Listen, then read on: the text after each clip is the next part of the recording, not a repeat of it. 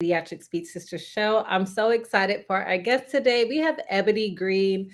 I am a huge fan. She is an SLP boss, an amazing SLP mentor, and I'm just so excited to bring her on the show today, especially for those who are already practicing, those who are even aspiring speech language pathologists, and clinical fellows wanting to start their private practice.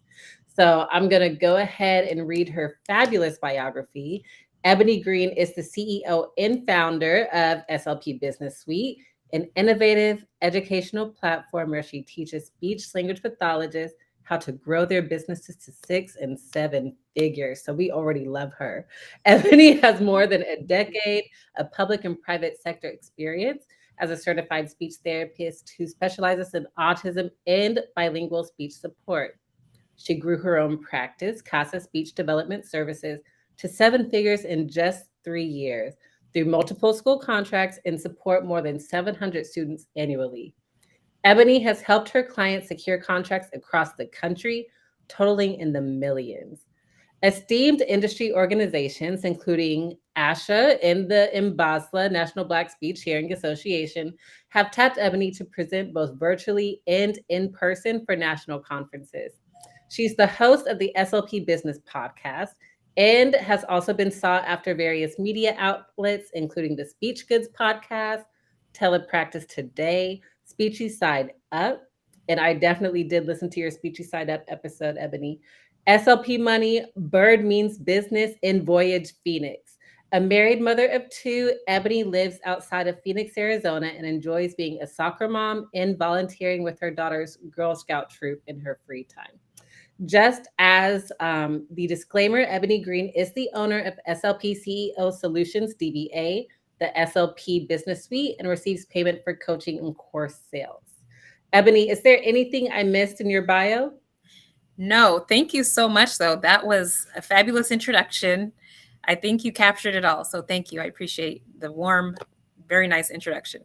Yes, yes, and I appreciate everything that you are doing for this industry. So, Ebony, if you can just start off with your why you joined this profession and why you're doing what you're doing now. Sure. So my why is because I'm just going to be, it's very cliche. I'm going to be honest. I like to help people. Um, I have always had a heart for giving back, for helping as young as I could remember. I was always trying to solve problems in my community or help a family member. So that's really the deep down why. But to make it even more tangible and to talk about it more in this context as a speech language pathologist, as an owner of multiple businesses, for my speech therapy company, for CASA Speech and Development Services, I really wanted to start a speech therapy practice that people actually wanted to work for. That is my why. I love working with the patients. I love being a speech language pathologist. Speech language pathology has changed my life. I used to be a teacher before I started this profession. But my real why is for my therapist. I want them to have a place that they enjoy going to work. I want them to feel supported.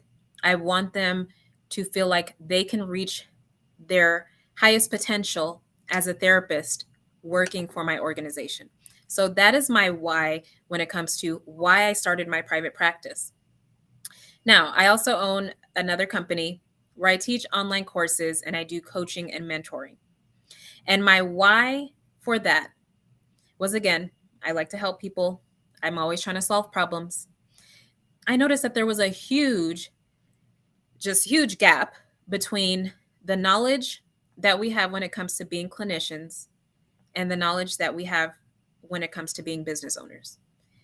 We have tons of clinical knowledge, but a lot of us don't have that business knowledge that is needed to be successful in business. So, a little background about my teaching career. I started teaching out of college without a major in education. I had a communication major. That's what I majored in undergrad.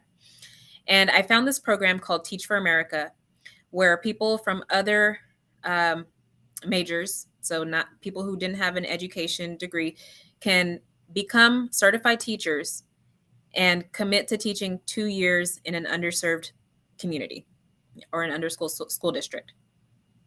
And what we were striving to do in Teach for America was we were trying to close the achievement gap. And so the achievement gap is the gap between those children who go to schools that are well funded, where they have tons of resources, where they have good teachers, and the students who go to schools that are underfunded, they don't have access to good support, resources, or teachers. And so that achievement gap exists because of usually the person's, socioeconomic status and where they grew up and the neighborhoods that they live in. And so similarly, when I saw that there was a knowledge gap when it comes to knowing how to successfully start a business and run it and being a good clinician, I was like, I have to do something about this.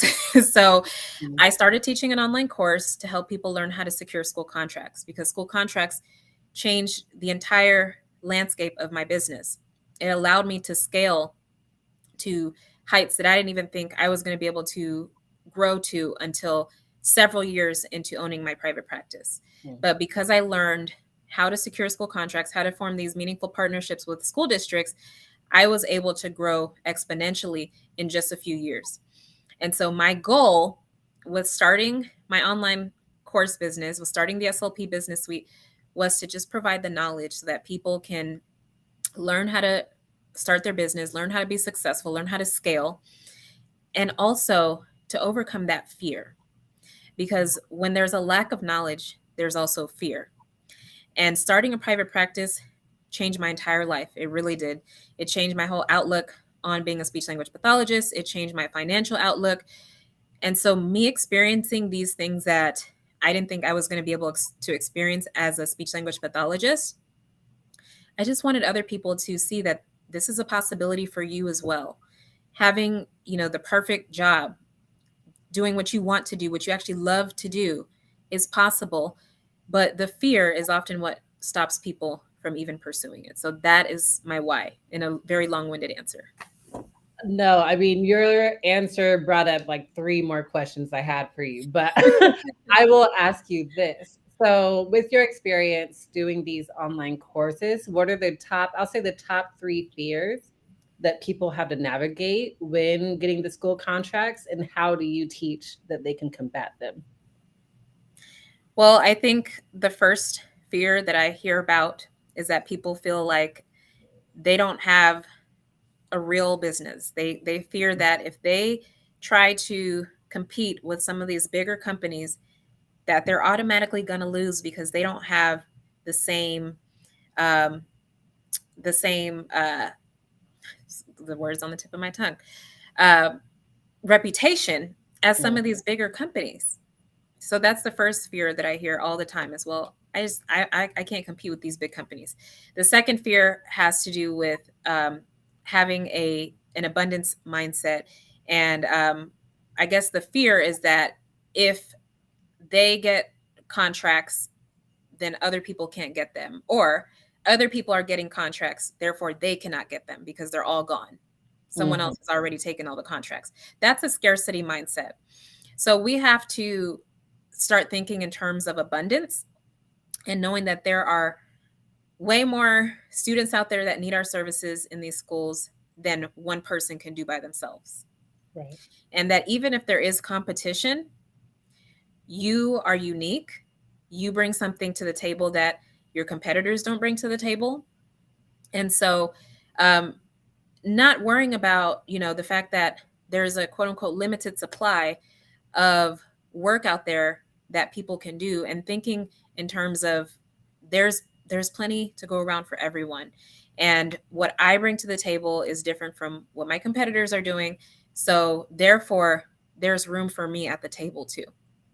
And the third thing that I hear a lot is it's actually, it has to do with finances and that financial belief system that, you shouldn't expect to make over a certain amount working for schools. You shouldn't make over a certain amount in certain settings. And once you shift that mindset to you know, schools have a need that have to be met. They have a budget for that need that needs to be met. And I hate to say it, but schools are businesses. So they're doing business with another business. It's a B2B relationship so that they can get their needs met. Mhm. You don't, a lot of people come into it thinking about it from a therapist mindset. Like, why would they pay me this amount when they would only pay me a salary of $65,000 to do the same work? Well, that's because you're in a different relationship with the district. You're not a B2B customer, you're their employee. So those are the things that I see people often come in with that we work on, during the course. And what would you say is the difference, or what would you say is the reason between the business mindset gap and the therapist mindset gap? What causes that, in your opinion? I think it's just the lack of knowledge. I Mm, honestly think that's what it is. People don't realize, when I say schools have budgets for getting their needs met, for working with outside vendors and outside companies, they can't comprehend, the budget is beyond sometimes even six figures. The budget can be 7 or 8 figures depending on the needs of the district. mhm. So I think it's the mindset, or I'm sorry, I think it's the lack of knowledge that causes that gap. So, how did you go about getting the knowledge to close that gap? I did a lot of research. Yeah. So I was determined to find where I can get contracts, who I needed to talk to get contracts. I did a lot of trial and error. I tried different ways to market my services and build relationships. And I saw what worked, what didn't work, who the people that I needed to talk to were, who the people that couldn't help me were. And then I just continued to dig, for information like how much are people getting paid who have contracts? What are some of the current? What does the company who won the last award for this district? What does their um, company look like in terms of staffing, in terms of the services that they offer? So I did everything I could to educate myself on the things that I just didn't know. Mhm. Yeah, I think that that's something, especially when it comes to the research, because of course, as speech pathologists, we're thinking about doing research, like bilingualism and treatment disorders and everything like that. But we're not thinking about how can we be more business minded or even just other personal development things. Um, my next question for you is, I really admire that mindset going into being a private practice owner, that you want to create an environment for your therapist that will keep them coming back to work. Because as you know, there's a huge burnout rate right now in the field. People are even scared to even join the field. So, as a business owner and other aspiring business owners listening to this, how do you go about creating that environment and that safe space for your therapist? Well, I believe it starts with putting yourself in the shoes of your therapist. A lot of therapy companies that are run by people who've never been therapists before often struggle to see things from the perspective of the people who are out there doing the work. Hmm. So, me myself, having worked in home health, having worked with children who have the same disorders that my therapists are treating, I understand what it's like. I understand what it's like to be driving from house to house, to have 6 to 8 patients a day that you have to drive to have some children that are just going to have, severe behaviors that are going to have, that are going to be very impacted by their disability. I understand what that's like. I understand what it's like to have to do your soap notes, and for some therapists, depending on the software that their company is using, it could take a good 1 to 2 hours just to put in their notes. So all of those things are what I consider when I think about things, policies that I want to adapt in my practice. Everything that I do in terms of making decisions is strategic. Because I put myself in the shoes of my therapist. I don't want them to feel like it's a burden to do the things that they need to do, um, just to be, good therapists. I want them to feel like we truly support them. We just trialed a new um, EMR, Okay. and a lot of people were having so much difficulty with this EMR. I mean, it was one thing after the next every single week. And it took us a good, I don't know, probably a month of work, done by my admin team to get us onboarded, to get all the patient data entered, to get all of our documents uploaded. It took a lot of manpower, and I paid, a lot of overtime to get this done. So it was an investment for sure. But I just didn't feel comfortable with my therapist not being able to effectively use this software. And it wasn't their fault, it was the software. So I made the decision for us to stop using that software and to go with something else that we were familiar with and that we really enjoyed. So I, again, put myself in the shoes of my therapist. That's first and foremost. I like that keyword, something that you're familiar with and really enjoyed, because as a therapist, I've used systems that, it's kind of like, let's do a complete 180 and use this completely different system. And it's not even fun to use. I'm not even having a good time using this system. Yeah. So I hear you on that. And then the second thing that I want to just quickly please share is that, I do believe in collaboration and a community. I always tell this story when I give speeches and when I talk to groups about, my story. But before I had my son, I worked for a clinic, and I went on maternity leave, had the baby, and we came back from the hospital, my husband and I, and there was a bouquet of flowers at our doorstep. And I was like, oh my goodness, that is so sweet of them. I've only been working there for 8 months, wasn't even a year working at the clinic. And then here I am about to leave for, 3 months ago, maternity leave. So I just thought that was so sweet that they left me that bouquet of flowers. So we get to the door, my husband gets the flowers, reads the card, and they're from his job.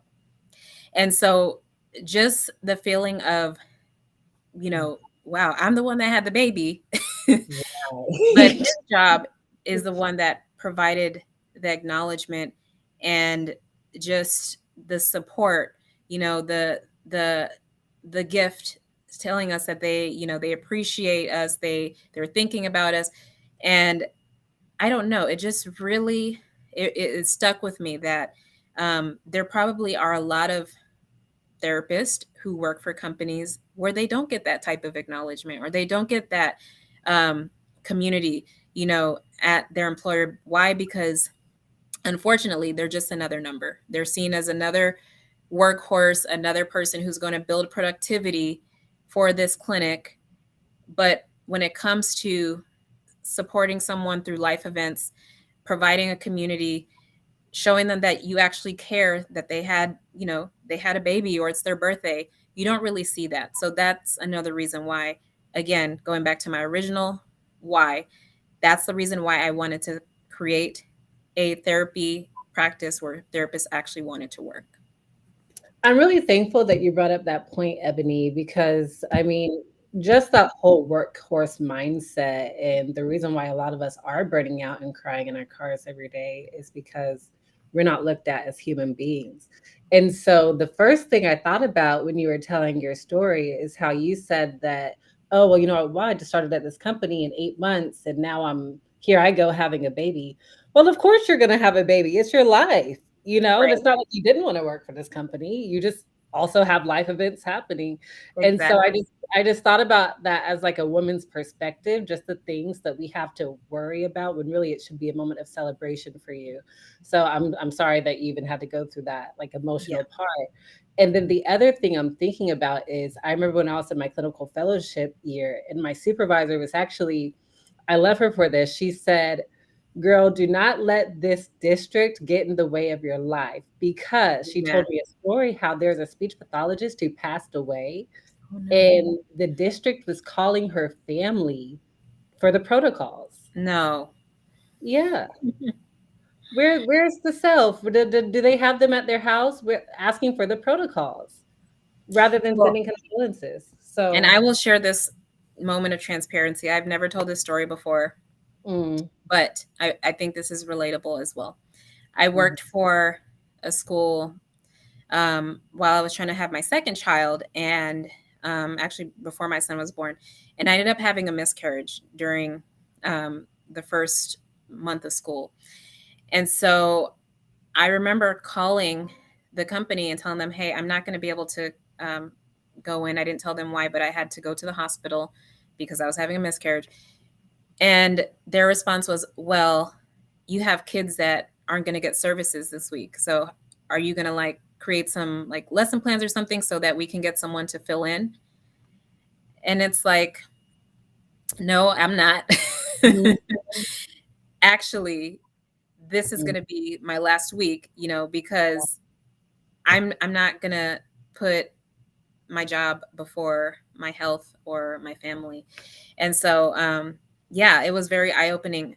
Again, another reason for my why.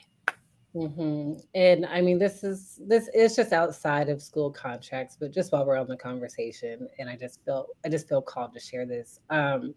I can even speak for myself personally. The health issues I've experienced since starting with the work grind.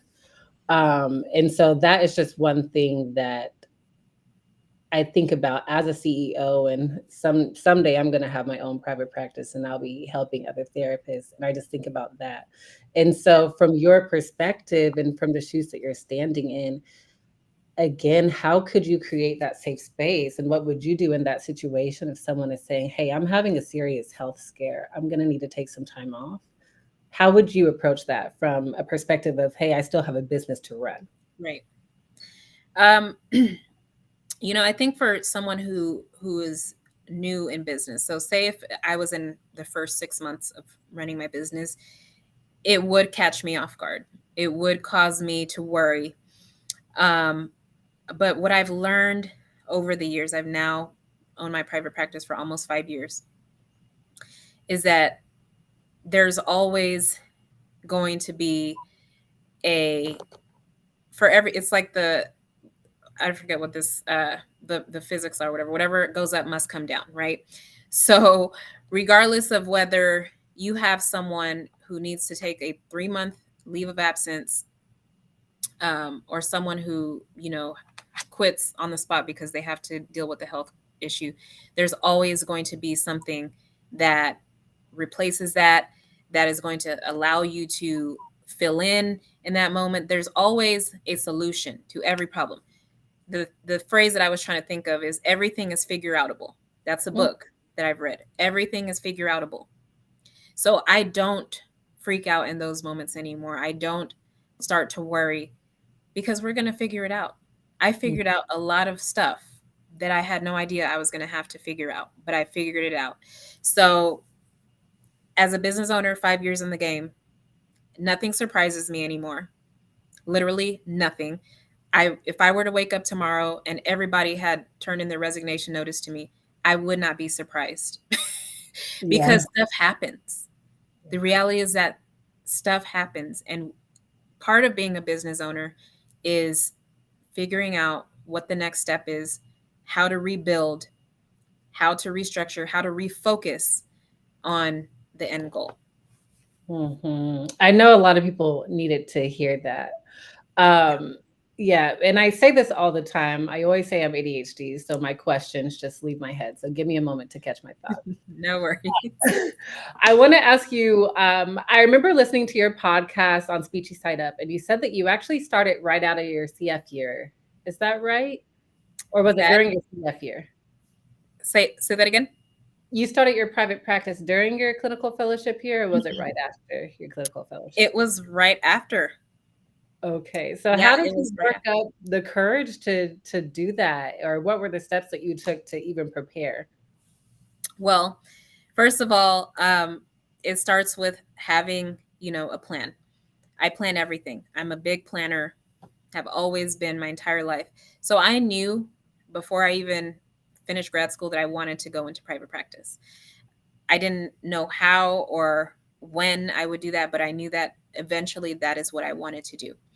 Um, so having a plan, having a solid plan is going to move your intentions to an actual path.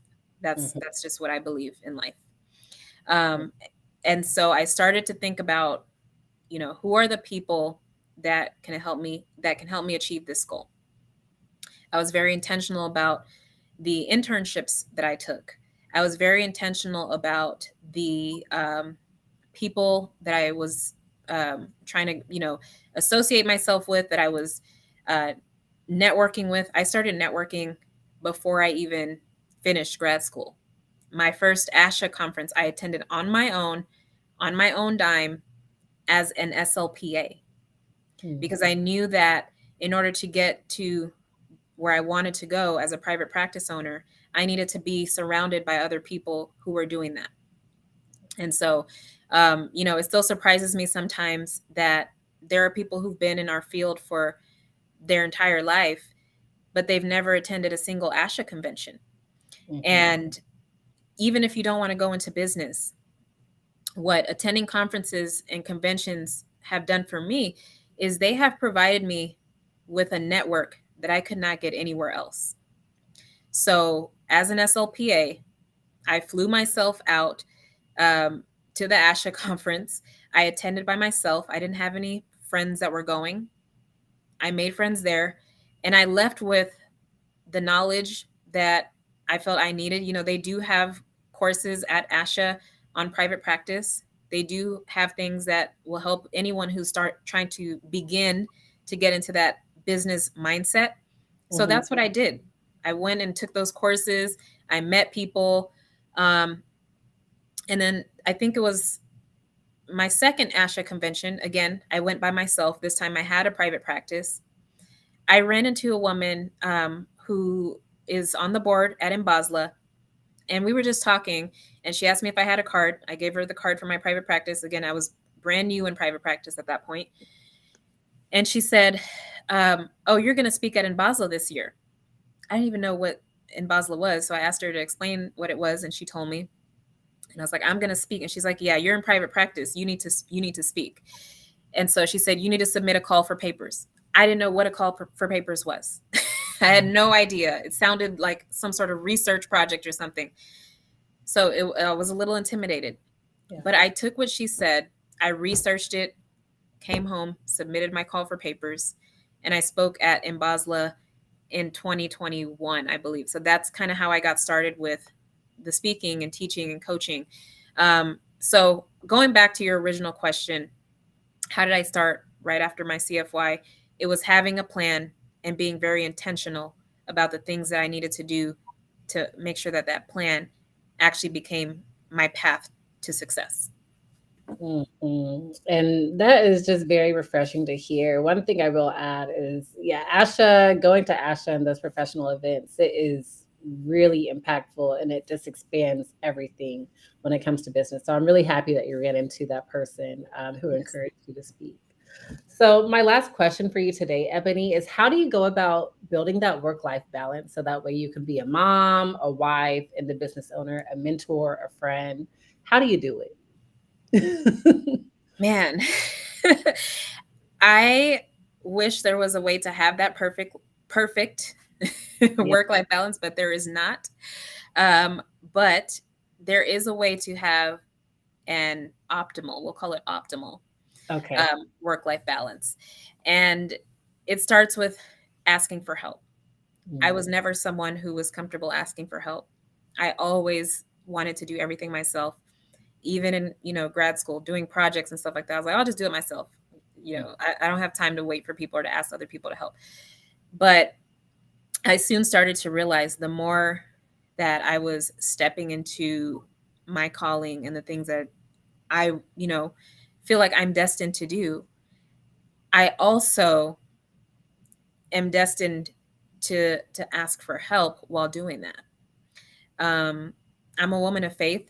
I'm a Christian, and so I often will pray about things before I decide to take new projects on or embark on new journeys. And when I pray for those things, I also ask for God to show me how I'm going to accomplish that, given all the different things that I'm doing. And mhm, God will always tell me or speak to me about who is going to help me get to that next level or achieve that next milestone. So, for example, back in 2021, I had a goal of reaching seven figures in my business. It was my third year in business, 1920, yeah, third year in business. I was hoping to get to 7 figures that year. I wrote it down on my vision board. I took a picture literally of $1 million, like a stack of cash that was $1 million, put it on my vision board, and I prayed about it. And as I was thinking about that and praying about it, I realized that I didn't have enough help. I Mhm. needed to have someone handling my HR. I needed to have someone handling my bookkeeping because I was still doing my own bookkeeping. I needed to have someone handling my payroll because I was still doing my payroll. I needed to have someone, going back to the HR person, HR, because in order for me to get to $1 million, I had to hire more people. And I didn't even have time to review resumes because still I still had a caseload of 65 students in the school while running my business. Mhm. So there were 5 specific people from an admin team. These are non-therapist um, professionals that are sometimes very scary to hire because they don't generate money that goes directly into your bottom line. They are coming in to do admin work, which is going to help you grow, but they're not directly providing therapy services that you can bill for. Mhm. So it's very scary when you hire someone in a non-therapist role. But I hired 5 of them that year. And that year I ended at $1.1 million in revenue. So knowing how to ask for help was what has helped me completely transform my business and transform my life and achieve that optimal work life balance. Because now I don't have to do all of those things. My husband and I used to run payroll together, and we would have to, by 9 a.m. or 9 p.m. every other week, we had to sit at the computer and do that. Now it's completely outsourced. Um, my kids, they get to spend more time with me, because I'm not working late at night doing stuff. I'm not going to lie and say that I only work 10 hours a week, because I do still work a lot, but I have a lot more flexibility in when I work. And thank you for mentioning the faith-based mindset too. I think that's something that we can all take away and just Oh, going to God and absolutely. asking for help. Yes. We do have Sister Alice here. I'm not sure if she's still on the Hi, line. She said Alice. hello, and she was saying open communication is a great way. I think this is just going back to how you can create a safe space for your employees.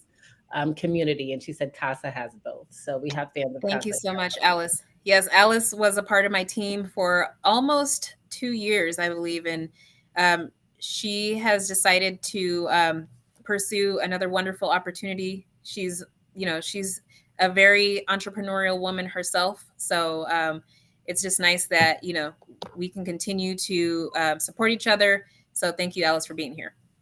Yes, thank you, Alice. Well, Ebony, I want to ask you this final question. Is there anything else that you think that we can do in the speech pathology world to just close these gaps between business and Um, therapy? yeah, I think just being willing to share with others, being willing to um, use the gifts that you have to inspire and help other people. One of my gifts is teaching. I was a teacher before I was an SLP.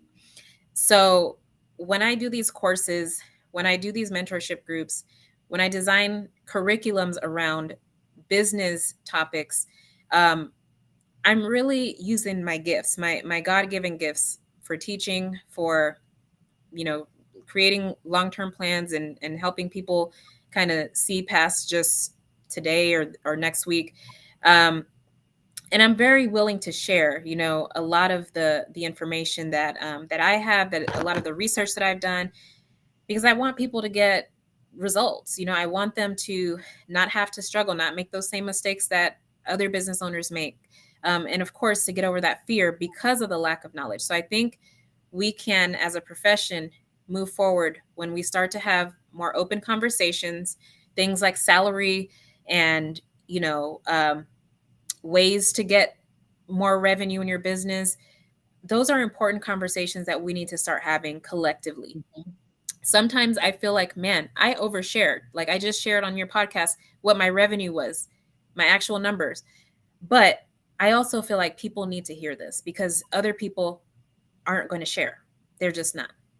And so when we decide we're going to have those open conversations, we're going to be transparent, we're going to share our gifts, we're not going to gatekeep information, that it can make a lasting impact on the small business owners in our field, and it can make a lasting impact on the people that we employ, because they too will see, the changes when it comes to salaries. Like, there's not going to be this, am I getting paid enough? There's a whole Facebook group dedicated to, am I getting paid enough? Right? Mhm. As an SLP or an SLPA. Yeah. We won't have to have those Facebook groups anymore if we start to have these open conversations.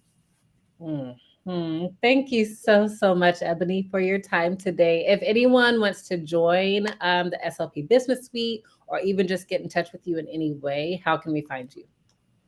So I am on Instagram under SLP Contracts Queen. That's my personal Instagram, where I share a lot of the behind the scenes as a business owner. I share a lot of just entrepreneurial mindset type stuff. I occasionally share my family and stuff like that, but it's mainly like, this is who I am as an entrepreneur. And then the SLP Business Suite is our page dedicated to new courses, new content. We even have merch that we sell at ASHA when we get our booth set up and stuff like that. So the SLP Business Suite is the business page for all of the content and courses that we create. Okay, and sorry, one more question. Are y'all going to be at ASHA this year? I am, yeah. So I will be there. My assistant will be there. I have a very small team for the SLP Business Suite. It's primarily run by myself and my assistant, but we will be there. And we'll also be, hopefully doing a giveaway.